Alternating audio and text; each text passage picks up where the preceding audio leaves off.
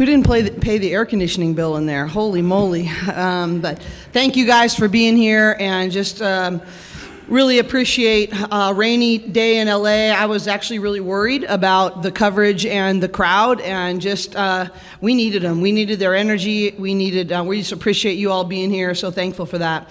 I was telling Lauren and Kiki in the locker room that I just think we needed a game like that. Chaos, disappointment. We looked tired at times, and we had to find a way to buckle down and do it with toughness and rebounding and defense. And that's exactly what happened in the fourth quarter. So credit to Ohio State. I think it's the first team that sort of made us play that way. And they really were the more aggressive team for a long time. And but forced us to go to another level of toughness to get the win. So thankful that for a team that's willing to win gritty and not pretty.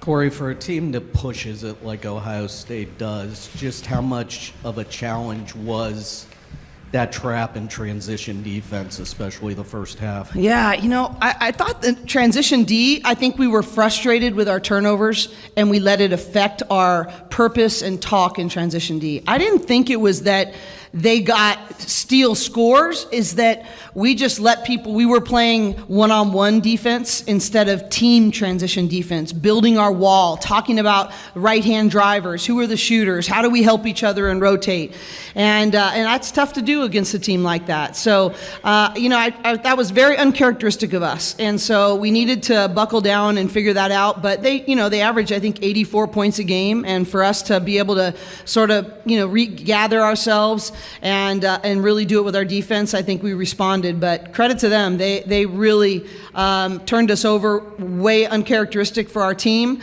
and then they really attacked us in transition, and they were effective when they were able to get to their spots. Coach, listening to you over the years, you nitpick even in wins, and there were some times where there were mistakes made in this game. Yeah.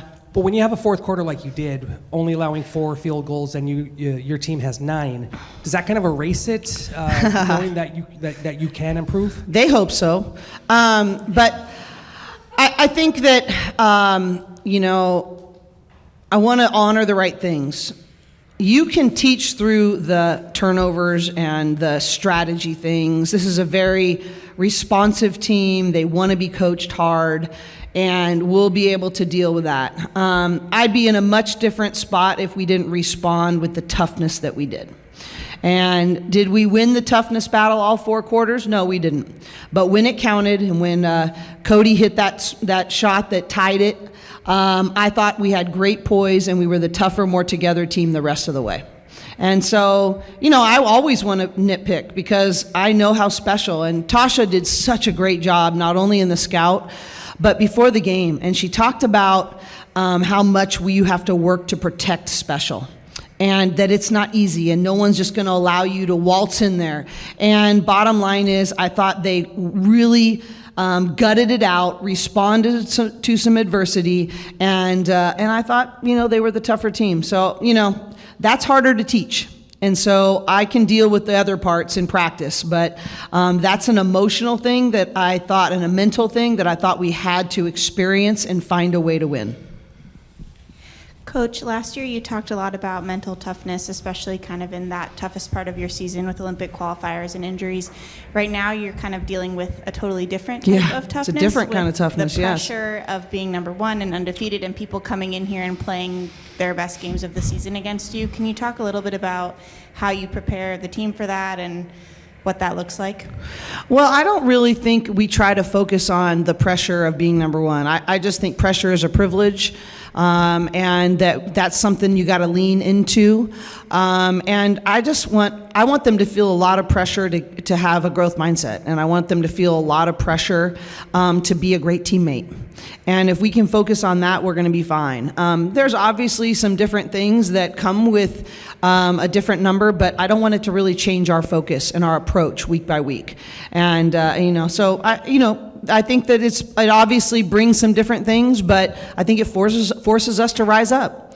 And we have really special objectives in mind for this year, and so it's going to take really special preparation. And I do think they're willing to be pushed to that end. Mm-hmm. Gabs and Lauren. Corey talks about poise with you guys, but there were definitely some parts in that fourth quarter where you guys looked visibly frustrated. So can you talk about how you just kind of leaned into the hard during that time frame to rebalance and kind of channel those emotions? Yeah, I mean, I think it starts with practice, and I think that, these past few days, the coaches have done a really good job of just like putting us in situations where we're going to feel that pressure. I mean, going against the guys is really tough every day. So I think that, once it happened in this game, we were kind of ready for it. And so I think that we just kind of went off of what we do every day, where we hold each other accountable, and, sometimes it's hard, but we just take it and just move on. And I think that, that poise is just what we work on every single day, but I'm just really proud of everyone and how we handled it, and I thought our communication was really good through all of that. So. For Gabs, it seems like they really sped you up for the first three quarters, just like even in the half court. How did you get back to your tempo in that fourth quarter? Yeah, Ohio State's a really good defensive team, and in the first half they did, like Coach Corey said at halftime, like we were playing their game and they won the style of play, and then coming out in the second half we just really needed to reset. And I didn't have a best first half, but I just took time in the locker room and just calm myself down and remember what I've earned and all the hard work I've put in, and just came out there and just played with my teammates and had fun, and yeah. This is for the players. Coach says you all needed a game like this. And what, from your perspective, why would you say why would she mention that? And she said it's not a pretty game. So, from your perspective, how do you feel like you guys got better tonight? I'm gonna answer. Yes. I also told the team too after the game, like these games are fun when they're close games, and this might have been one of like the first games where it got close. It was tied, and but those games are fun, and those games prepare us for March and tournament play. And we need that experience. We need to experience other teams going on runs and tying the games, and it's just going to help us in March. And that's why she said we need those games. Gabby and Lauren, you held them to 29% shooting tonight. I think they came in shooting 46%. Just how much of it was after turnovers, trying to prevent those transition baskets and making sure that they couldn't convert on that end? Yeah, I mean, I think it's just following the scouting report. I mean, the coaches did a really good job of putting a really good scout against them, and I think that, once we locked in and we just did what the coaches told us to do a little bit more consistently, I think that kind of just worked for us. But I think, we talked about the majority of them are right-hand drivers, taking that away and, creating those, hard shots. And I think also just passion plays is something we always talk about. And I think that in that fourth quarter, we had a lot of deflections, and I think we kind of took control of their offense. So I think it's just kind of that mindset, and that's what switched for us, and that's what created a win. So. Lauren, to start the game, majority of those turnovers felt like they were disrupting the passing lanes, trying to get you the ball. When it feels like they're really harping in on you and trying to prevent you from getting the ball, how are you maintaining your composure and not forcing yourself to go out and get the ball, make mistakes, just staying in your lane and playing your game? Yeah, I mean, I think when I know that, for us to get really good shots, we have to try to get paint touches. I think that kind of keeps me going, because obviously I want to do what's best for the team and I want to win at the end of the day. So I have to do my job consistently. So I think we kind of talked about just trying not to move from paint, the side of the paint too much. I think that I was just following the ball a little bit too much and making it way harder for myself. So I think just trying to stay on one side and trying to get the ball to swing a little bit more through the guards helped a lot. And we also talked about getting high post touches and going top and in. So just trying to make the game a little easier. But I think my teammates did a really good job. This question is for all three of you. The goal obviously isn't setting records, but you've set many records, and today was 22 straight wins, which is a program best. What is it like setting a new standard in that manner? Just going out and playing and winning, and yet just elevating UCLA women's basketball.